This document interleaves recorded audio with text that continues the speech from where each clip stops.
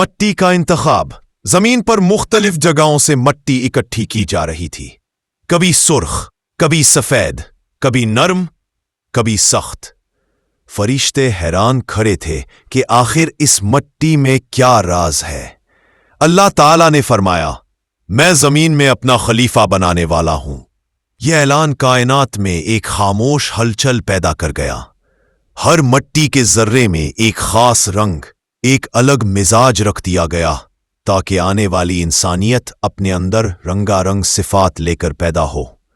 تعالیٰ نے اس مٹی کو شکل دی، ایک ایسا وجود جو فرشتوں سے بھی مختلف تھا۔ صحن جبروت میں خاموشی چھا گئی۔ سب انتظار میں تھے کہ کب اس وجود میں روح ڈالی جائے گی۔ پھر اللہ نے آدم میں اپنی روح پھونکی۔ آدم نے آنکھیں کھولی۔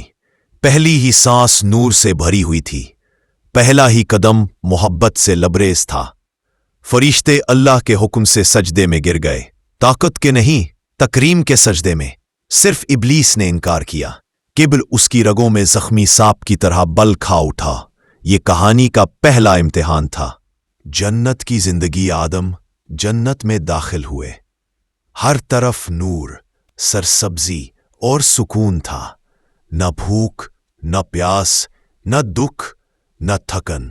اللہ نے انہیں علم عطا فرمایا، ایسا علم جو فرشتوں کو بھی حاصل نہ تھا۔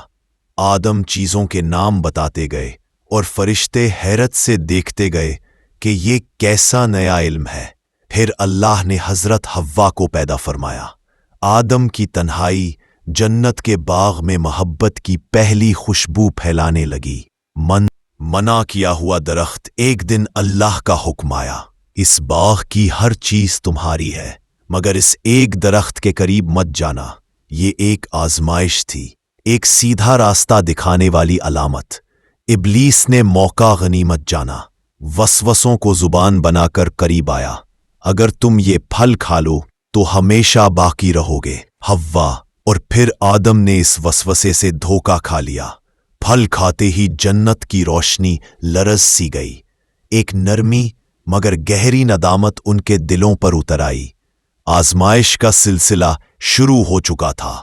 اللہ نے فرمایا، اب تم زمین پر اتر جاؤ، وہاں تم رہو گے، محنت کرو گے، آزمایا جاؤ گے، مگر یاد رکھنا میری ہدایت تمہیں ملتی رہے گی۔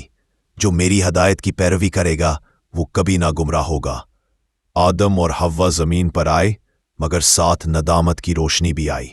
انہوں نے دعا کی، ربنا ظلمنا انفسنا، اے ہمارے رب، ہم نے اپنی جانوں پر ظلم کیا۔ اللہ نے توبہ قبول کر لی۔ یہ انسانیت کا پہلا سبق تھا۔ سکوت کے بعد اٹھ جانا ہی اصل انسانیت ہے۔ آدم نے زمین پر کھیتی باڑی سیکھی، محنت کا عرق، ہنر کا سفر اور اولاد کی پرورش کا درد و پیار، سب انسانیت کے بنیادی ستون بن گئے۔ آدم اللہ کی یاد میں رہتے اور اپنی اولاد کو سکھاتے، دنیا امتحان ہے، وہ کامیاب ہوگا۔ ان کی زندگی صرف تاریخ نہیں، انسانیت کا بنیادی نقش ہے۔ آخری پیغام۔ عمر کے آخری حصے میں آدم نے اپنے بچوں کو جمع کیا، پیار سے فرمایا، خطا انسان کی فطرت ہے، مگر توبہ اللہ کی رحمت کا دروازہ ہے۔ سیدھا راستہ ہدایت سے بنتا ہے اور ہدایت اللہ سے طلب کرنے سے ملتی ہے۔ یوں آدم نے وہ وراثت چھوڑی جو آج بھی ہمارے دلوں میں زندہ ہے، توکل اور اللہ کی طرف لوٹ آنے کی سادگی۔